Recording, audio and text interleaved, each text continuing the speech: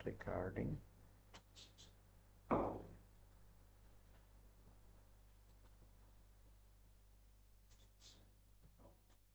नमस्कार, आयुर्वेदी के video lecture में आपका स्वागत है।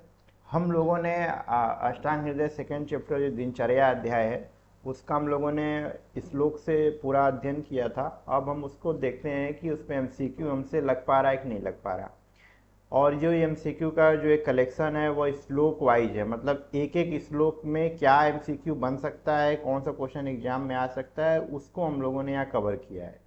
तो अगर आपने पूरा लेक्चर सुना होगा तो आप जरूर इस श्लोक के जो भी एमसीक्यू हम लोग लगा रहे हैं उसको आप सॉल्व कर पाएंगे। ठीक है, चलिए देखते हैं। सबसे पहले आता है कि ब्रह्म मुहूर्त में उठना चाहिए, किस आचार्य का कथन है?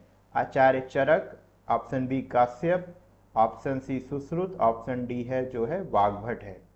तो ब्रह्म मुहूर्त में अब देखिए, जब मैं आपको पढ़ा रहा था उसी समय मैंने चर्चा की थी, जैसे किसी ने ब्रह्म मुहूर्त शब्द का प्रयोग नहीं किया है जैसे अन्य आचार्यों ने।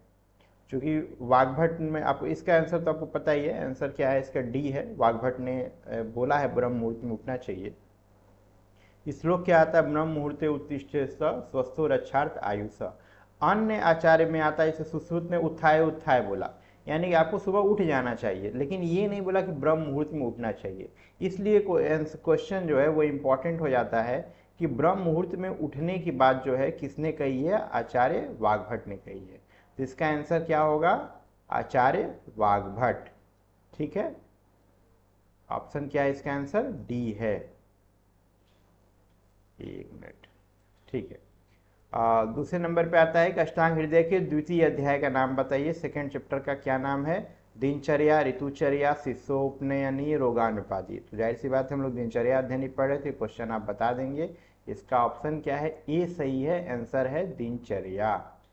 अब आता है कि वहां पे दातौन का वर्णन है, वाग्भट के अनुसार श्रेष्ठ दातौन है।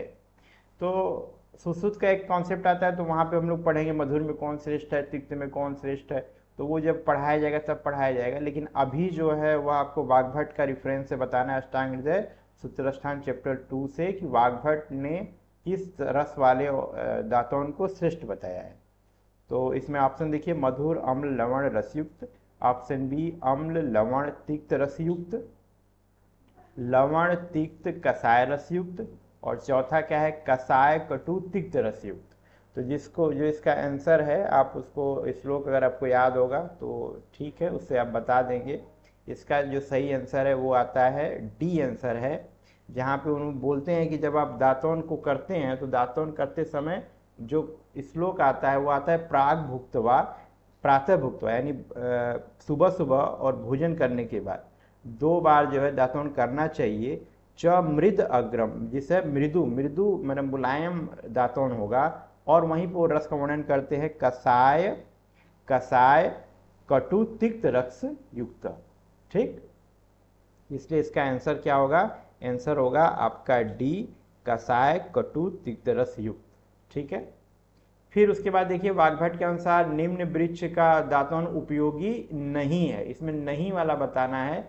तो अर्क है, न्योग्रेद है, खदीर है, पीलू है। तो अगर आप श्लोक आप पढ़ेंगे तो अर्क, न्योग्रेद, खदीरम से ही स्टार्ट ही होता है।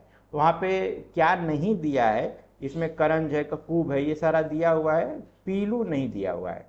तो इसका आंसर क्या होगा? पीलू का जो है उपयोग नहीं करने को कहा है। ठीक। अच्छा, दातौन हेतु उपयुक्त काल क्या है? जो अभी एक श्लोक हम लोगों ने रेफरेंस में लिया था, वहां पे श्लोक की शुरुआत ही हुई थी प्राक भुक्तवा। इस उपयुक्त काल क्या है भोजन के बाद या कब है? देखिए, प्रातः रात्रि 2 टाइम, प्रातः काल और सायंकाल, प्रातः और भोजन पूर्व, और प्रातः भोजन के पश्चात। तो इसका आंसर क्या होगा? जो आज भी हम लोग यही यूज करते हैं, कुछ उन्होंने अलग सा नहीं बताया। इसका आंसर क्या है उन्होंने दिया कि प्रात भुक्तवा, यानी प्रातः और भोजन के पश्चात। तो 2 बार ब्रश करते हैं, वैसे भी सुबह सुबह तो ब्रश करना ही है, और भोजन के उपरांत जो है आपको ब्रश करना चाहिए, ऐसा रिकमेंड होता है।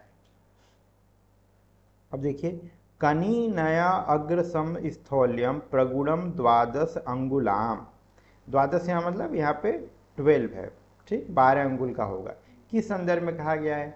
अंजन सलाका, दंत पवन, बस्ती नेत्र, धूम नेत्र। इसका आंसर बताइए, इसका आंसर क्या होगा? आंसर होगा इसका दंत पवन। यहाँ पे आपको कंफ्यूज करने के लिए दंत पवन लिखा है, लेकिन दंत पवन या दंत धावन जब शब्द आता है तो पावन मतलब यहाँ दंत को पवित्र करने की बात है, तो ये दातवन के ही संदर्भ में आता है। ये 12 अंगुल का 12 अंगुल का दातवन होता है, ऐसा वर्णन है। ठीक, दातुन निषिद्ध है, किसको नहीं करना चाहिए, तो उसमें अजीर्ण वमन रोगी, श्वासकाश के रोगी, ज्वर अर्दित के रोगी, उपरोक्त सभी। इसका आंसर क्या होगा, आंसर जो है वह है कि डी ऑप्शन ही है आंसर में, कि ये सभी अजीर्ण हो, वमन हो, श्वासकाश का रोगी हो, ज्वर हो, अर्दित हो, तो ऐसे में क्या होना चाहिए, हमको दातुन नहीं करना चाहिए। ठीक, निम्न अंजन का नित्य प्रयोग करना चाहिए। नित्य प्रयोग दो ही अंजन यहाँ पे बताया गया था, रसांजन और सविरांजन। उसमें से नित्य अंजन कौन सा बताइए, रसांजन है, नीलांजन, सविरांजन, पुष्पांजन। तो नित्य अंजन कौन सा है वो बताइए। तो इसका आंसर जो आएगा वो आएगा सविरांजन। आंसर क्या है, सविरांजन। ठीक, नित्य अंजन का रोज रोज लगा सकते हैं आप इसको। रसांजन का प्रयोग कितने बार करना चाहिए, कब करना चाहिए, तो देखिए सप्ताह में एक बार, दिन में 10 दिन में एक बार, मास में एक बार, 15 दिन में एक बार। तो कितनी बार, आंसर जो इसका है वो आंसर है कि सप्ताह में एक बार करना चाहिए। ठीक, वहाँ पे सप्तरात्रि लिखा है, अगर ऑप्शन में सप्तरात्रि और सप्त दिन लिखा हो तो वहाँ पे आप सप्तरात्रि लिखेंगे, क्योंकि इस श्लोक में जो लिखा है वो सप्तरात्रि लिखा हुआ है। ठीक, अच्छा, श्रवणार्थ के आगे फिर ब्लैंक है, इसमें रिक्त स्थान की पूर्ति किससे करेंगे, सविरांजन, पुष्पांजन, नीलांजन, रसांजन। तो श्रवणार्थ, श्रवण करने के लिए सबसे श्रेष्ठ क्या होता है, आंसर होगा इसका डी होगा, रसांजनम। श्रवणार्थ रसांजनम। ठीक, फिर अब देखिए यही भी अंजन से ही क्वेश्चन ये भी है, चक्षुष तेजोमय तस्यम विशेषात भयम। चक्षु तेजोमय तस्यम विशेषात भयम। अंजन के संदर्भ, किस अंजन के संदर्भ में रिक्त स्थान में क्या हम भरेंगे, तो श्लेष्मतो वात पितात रक्त। इसका मीनिंग समझिए, आंखों की तेज, जो ज्योति होती तेज होता है, उसको किस दोष का भय रहता है, श्लेष्मा, वात, पित्त और रक्त। श्लेष्मा मतलब कफ। इसका आंसर क्या होगा आपका, श्लेष्मा। 11th का आंसर क्या है आपका, ए है, चक्षुष तेजोमय तस्यम श्लेष्मा विशेषात भयम। ठीक, अच्छा, तांबुल भक्ष में अपथ्य है, तांबुल भक्षण अपथ्य, किसको नहीं लेना चाहिए, तो छत और शोष रोगी है, रक्तपित्त, विष, मद, मूर्छा से पीड़ित है, रुक्ष प्रकृति व नेत्राभेस्यंद से पीड़ित है, उपरोक्त सभी। तो इसका अब तांबुल का जो कैरेक्टर है उष्ण तीक्ष्ण होता है, तो पित्तज विकार को बढ़ाने वाला है। तो चाहे छत हो या शोष हो या रक्तपित्त हो, विष हो, मद, मूर्छा, प्रकृति, नेत्र, सब पित्तज रोग हैं। तो ऐसे में सभी को यह तांबुल का सेवन या पान का सेवन नहीं करना चाहिए। आंसर क्या होगा, डी होगा। फिर आता है जरा श्रम वाताहा, किसके संदर्भ में बोला गया है, अब व्यायाम, गंडूस, अभ्यंग, धूमपान, किसके संदर्भ में यह कहा गया है। तो आप देखिए, पहला क्या है व्यायाम, दूसरा क्या है गंडूस, तीसरा क्या है धूमपान, चौथा क्या है अभ्यंग। तो जो आंसर आएगा वो है अभ्यंग। आंसर क्या है, अभ्यंग। अब इस लोग क्या है, अभ्यंग आचार्य नित्यम स जराश्रम वातहा। अभ्यंग जो है वह जरा को और थकावट को दूर करने वाला होता है। ठीक, अब देखिए अभ्यंग का निषेध है, अभ्यंग किसको नहीं करना चाहिए, तो कफ रोगी को संशोधन हो गया हो, अजीर्ण रोगी को, उपरोक्त सभी को। इसका आंसर भी आपको वहीं से मिल जाएगा। इसका आंसर जो है डी ही है। इन सभी लोगों को क्या करना चाहिए, वह अभ्यंग नहीं कराना चाहिए। विभक्त घन गात्रत्व, विभक्त घन गात्रत्व, जो गात्र अंग है वो सभी जो मसल्स हैं आपको विभक्त रूप से दिखाई देंगी। ओरिजिन अच्छे से दिख रहा है, तो किसका फलश्रुति है, अभ्यंग का, व्यायाम का, अंजन का, दंत पवन का। इसका आंसर बताइए, इसका आंसर क्या होगा, व्यायाम। आंसर क्या है इसका, व्यायाम। ठीक, विभक्त घन घन गात्रत्वम। अब देखिए व्यायाम किसको करना चाहिए, व्यायाम कब तक करना चाहिए दिया है, तो ऑप्शन में क्या है आपका, जैसे व्यायाम का इन जनरल आप देखते हैं तो क्या दिया रहता है, अर्धशक्ति, पूर्ण शक्ति, चतुर्थ शक्ति या क्लांत होने तक। तो एक्चुअल में व्यायाम हमको कब तक करना चाहिए, अर्ध शक्ति पर्यंत करना चाहिए। ठीक, अर्ध शक्ति पर्यंत। तो ये श्लोक आप देखेंगे तो आपको मिल जाएगा, अर्ध शक्ति पर्यंत करना चाहिए।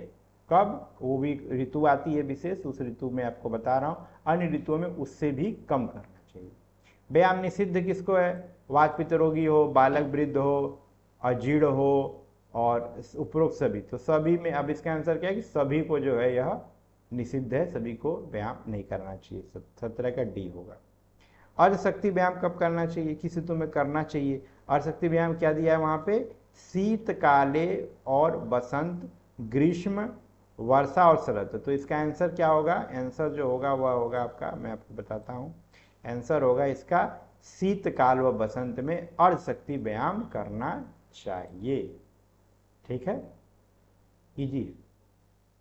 व्यायाम हेतु उपयुक्त व्यक्ति क्या है, किसको व्यायाम उपयुक्त मतलब अच्छा है उसके लिए। वात पित्त का रोगी हो, अजीर्ण का रोगी हो, बाल व वृद्ध हो, बलवान व स्निग्ध भोजी हो। इसका आंसर बताइए आप लोग। ठीक है, इसका आंसर क्या होगा, इसका आंसर होगा जैसे वात पित्त रोगी, अजीर्ण रोगी, बाल वृद्ध को तो उपयुक्त नहीं है, मना किया गया है। किसको करना चाहिए, बलवान, जो बलवान हो, और स्निग्ध भोजी। स्निग्ध भोजी का मतलब क्या हुआ, जो घृत आदि स्नेह आदि लेता हो वह व्यायाम के लिए उपयुक्त होता है, उसके लिए व्यायाम करना चाहिए। व्यायाम के पश्चात क्या कृत्य होता है, बहुत इंपॉर्टेंट है। व्यायाम के बाद अभ्यंग करना, स्नान करना, देह मर्दन करना। एक ही लाइन दिया हुआ है, उसका आंसर जो है आपका आंसर है ऑप्शन सी, देह मर्दन। व्यायाम के पश्चात कौन सा कृत्य करना चाहिए, देह मर्दन। ठीक है, अति व्यायाम से क्या होगा, अति व्यायाम अगर ये आप करते हैं तो क्या होता है वो बताइए। तृष्णा, क्षय, प्रथमक, रक्तपित्त, श्रमक्लम, ऑप्शन सी काश, ज्वर, सर्दी, और ऑप्शन डी उपयुक्त सभी। आंसर इसका क्या आएगा आपका, सभी प्रकार के यह रोग उत्पन्न होते हैं अति व्यायाम होने से। आंसर हो जाएगा डी। ठीक है, मैं आपको बस आइडिया दे रहा हूँ कि इवरी श्लोक से किस तरह के क्वेश्चन आते हैं। आप एक एक क्वेश्चन इसको ध्यान से देखिए, अपनी पुस्तक से जैसे आपने पढ़ रखा है दोबारा आप वहाँ जा करके इन चीज़ों को अंडरलाइन करके छोड़ दीजिए, तो धीरे धीरे आपका वो तैयार हो जाएगा। आगे आता है गज सिंह युवाकर्षण भजंती विनश्यति। जो शेर होता है अगर हाथी को मार देता है और उसको वापस अपने गुफा की तरफ ले जाना चाहता है तो उसका नाश हो जाता है, उसकी मृत्यु हो जाती है, क्योंकि बहुत दुष्कर कार्य हो जाता है। तो किसके संदर्भ में कहा गया है, भोजन के संदर्भ में, अति व्यायाम के संदर्भ में, अभ्यंग के संदर्भ में, अंजन के संदर्भ में। तो चूंकि उपमा दिया हुआ है इसलिए बहुत इंपॉर्टेंट हो जाता है, तो आप इसको बताइए किसके संदर्भ में दिया गया है।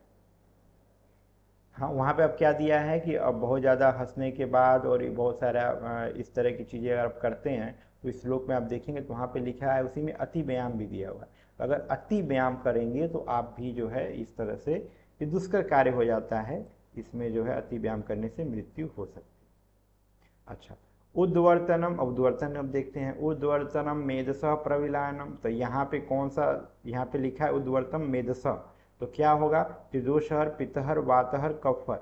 उद्वर्तनम मेधसः कफहरः कफहरः प्रविलायनम। ठीक है, उद्वर्तनम मेधसः या उद्वर्तनम कफहरः मेधसः प्रविलायनम, श्लोक यही है, उद्वर्तनम कफहरम मेधसः प्रविलायनम। उद्वर्तन करने से मेद और कफ का नाश हो जाता है। ठीक, स्थिरीकरण अंगानाम त्वक प्रसाद कर्म परम किस संदर्भ में कहा गया है, अभ्यंग, व्यायाम, स्नान, उद्वर्तन। इसका आंसर क्या होगा आप बता सकते हैं, इसका आंसर क्या होगा, आंसर होगा इसका उद्वर्तन। ठीक, अब आता है दीपनम वृक्ष आयुष्यम। अगर आपको श्लोक याद होगा तो आप तुरंत बता देंगे। दीपनम वृक्ष आयुष्यम जो है वह स्नान के संदर्भ में कहा गया है, रसायन, अभ्यंग, बाजीकरण इनके संदर्भ में नहीं है। स्नान के संदर्भ में कहा गया है, जो अग्नि का दीपन करता है, वृक्ष और आयुष्य देने वाला है। उसी श्लोक में एक और आता है जिसमें लिखा है कि कौन सा पापमजित है, तो कंडू आदि बताते हुए लास्ट में बोलते हैं पापमजितम। तो सही परिमार्जन, अभ्यंगम, स्वेदन, स्नान। इसका भी आंसर क्या होगा, आंसर होगा, खुद से सोच लीजिए, मैं बता देता हूँ। खैर आंसर होगा इसका डी, स्नान। स्नान को ही पापमजित बोला गया, कई बार का हुआ क्वेश्चन है पीजी का, इसको ध्यान रखिएगा। उष्ण अंबुनाम कायस्य परिषेको बलावह। स्नान के संदर्भ में उष्ण अम्बु से स्नान करना चाहिए। उष्ण अम्बु यानी गर्म पानी कहाँ पे डालना चाहिए? ऊर्ध्वकाय में, अधोकाय में, संपूर्ण शरीर में उष्ण अम्बु से स्नान नहीं करना चाहिए। तो इसका आंसर आएगा उष्ण अम्बु। हमने बताया था कि आपको जो नेक है, नेक के नीचे जो है वह गर्म जल से स्नान करना चाहिए। तो अधोकाय में क्या दिया हुआ है कि आपका आंसर होगा अधोकाय। क्या आपको समझ में आ गया होगा? स्नान जो है अधोकाय में उष्ण अम्बु से करना चाहिए, सर पे ठंडा जल डालना चाहिए। स्नान गर्हितम, स्नानम गर्हितम शब्द दिया, निषिद्ध है। अर्जित पीनस रोगों में, अतिसार मुख रोगी में, अजीर्ण अधमान रोगी में, उपरोक्त सभी में। आंसर क्या होगा? उपरोक्त सभी। ठीक है। अब देखिए स्नान का निषेध है। स्नान का निषेध कब है? भोजन के पूर्व, भोजन के पश्चात दोनों। तो भोजन के पश्चात जो है वह स्नान का निषेध बताया गया है। भोजन के पूर्व तो स्नान करना चाहिए। ठीक। अब देखिए लाघवम कर्म सामर्थ्यम दीप्तो अग्नि मेदसः क्षय। लाघवम कर्म सामर्थ्यम दीप्तो अग्नि मेदसः क्षय किसके संदर्भ में कहा गया है? अभ्यंग, स्नान, उद्वर्तम, व्यायाम। इसका आंसर क्या होगा आप बताइए? लाघवम कब इस श्लोक का है, तो जाहिर सी बात है ये किससे रिफरेंस करता है? ये पूरा श्लोक अगर आप पढ़ेंगे तो क्या आता है? लाघवम कर्म सामर्थ्यम दीप्तो अग्नि मेदसः क्षय विभक्त घन गात्रोत्तम व्यामादु उपजायते। तो इसका आंसर क्या होगा? आंसर है डी है व्यायाम। इस श्लोक किससे संदर्भित है? व्यायाम से। ठीक है। एक श्लोक आता है सुखार्ता सर्वभूतानां मता सर्व प्रवृत्य। ये श्लोक किस संदर्भ में है? तो आप डायरेक्ट बता देंगे, लेकिन जब कंपेरेटिव पढ़ेंगे तो श्लोक बहुत इंपॉर्टेंट हो जाता है। सभी व्यक्ति सुख की प्रवृत्ति रखते हैं। इसका आंसर क्या होगा? अष्टांग हृदय सूत्रस्थान। ठीक। वाग्भट के अनुसार पाप कर्म कितने बताए गए हैं? तो ये बहुत यूनिक है और कई बार का पूछा, आपको पता होना चाहिए। वाग्भट के अनुसार 10विध पाप कर्म बताए गए हैं। तो यहाँ ऑप्शन में क्या है? 10विध दिया ही है, 10 पाप कर्म बताए जो नहीं करना चाहिए। ऑप्शन 10विध, एकादश मतलब 11, त्रिविध मतलब 3, अष्टविध मतलब 8। आंसर क्या है इसका? 10विध। अब देखते हैं पाप कर्म है, तो ये 10विध पाप कर्म जो से तो आपको याद होना चाहिए, सिक्वेंस याद कर लीजिएगा। बाकी देख लिया, अन्यथा कापम, पैशून्यम, व्यापदम, दिग विपर्यम, अविद्या सन्निभालाभम, उपरोक्त सभी। तो आंसर क्या आएगा आपका? उपरोक्त सभी। ये सब पाप कर्म के अंतर्गत बताए गए। ठीक। काय वांग मान काय वाग मान स्त्यजेत, यानी काय वाग और मानसिक रूप से इनका त्याग कर देना चाहिए। किसका त्याग करने को बोल रहे हैं? 10विध पाप कर्म को, अधारणी भेद को, प्रज्ञा अपराध को, सद्वृत्त को। इसका आंसर क्या होगा? आचार्य वाग्भट जो है वह बोलते हैं 10विध पाप कर्म को कायिक, वाचिक और मानसिक तीनों जगह से इसको त्याग कर देना चाहिए। ठीक है। देन आता है पराराधान पंडित। वहीं पे आता है, इस श्लोक में आगे आएंगे। पराराधान पंडित आता है। इसका अर्थ क्या होता है? दूसरों को प्रसन्न करने में कुशल पुरुष, दूसरों के धन प्राप्ति करने में कुशल पुरुष, दूसरों की आराधना करने में कुशल पुरुष और दूसरों को पीड़ित करने में कुशल पुरुष। तो पराराधान पंडित जो होता है वो क्या होता है? दूसरों को प्रसन्न करने वाला पुरुष होता है, दूसरों को प्रसन्न कर सकता है। ठीक है, याद रखिएगा, पूछ सकते हैं कभी, इंपॉर्टेंट है। अच्छा, सामने कितनी दूरी तक देख के चलने का आदेश आचार्य भागवत ने, आचार्य भागवत ने बोला है कि आप सामने जो है 4 हाथ देख के चलिए, 2 हाथ देख के चलिए, 12 हाथ देख के चलिए और 8 हाथ देख के चलिए। तो उसका आंसर क्या है? सोच लीजिए। खैर मैं बताता हूँ आपको। इसका आंसर जो है वो है 4 हाथ। 4 हाथ देख के आपको आगे चलना चाहिए। ठीक। अब एक श्लोक है, आचार्यम सर्वम चेष्टासु लोक एव ही धीमत, यानी जो बुद्धिमान व्यक्ति होते हैं उनके लिए सारा लोक जो है वह गुरु के समान है, आचार्य के समान है। ऐसा श्लोक एक चरक संहिता में मिलता है, तो उसकी चर्चा यहाँ पे नहीं है। जहाँ पे लोग बोला गया है लोको ही मनोबुद्धि मताचार्यम, हाँ, तो वो वाला श्लोक यहाँ उसी का मीनिंग एक तरीके से है, ये सेंस ये भी उसमें भी वही आता है। लेकिन ये जब श्लोक आएगा आचार्यम सर्वचेष्टासु लोक एव ही धीमत, तो ये इसका रेफरेंस होगा अष्टांग हृदय सूत्र अष्टान। ठीक है। तो मुझे लग रहा है कि आपको ये एमसीक्यू बहुत टफ नहीं लगे होंगे। अगर आपने लेक्चर सुना होगा, लेक्चर एक बार सुनिए, उसके बाद जो है फिर एमसीक्यू पे यहाँ पे एक बार देख लीजिए। उससे क्या हो जाएगा कि आपका वो टॉपिक पूरा अच्छी तरह से तैयार हो जाएगा। और हम लोग इसी तरह से प्रयास कर रहे हैं इसको, ताकि अपना आपका सारा रिवीजन हो जाए और कहीं आपको दिक्कत ना हो, ना यूनिवर्सिटी एग्जाम में, ना किसी अन्य प्रकार के एग्जाम में। अगर आपको पसंद आ रहा है तो चैनल को लाइक करें, सब्सक्राइब करें। Thank you.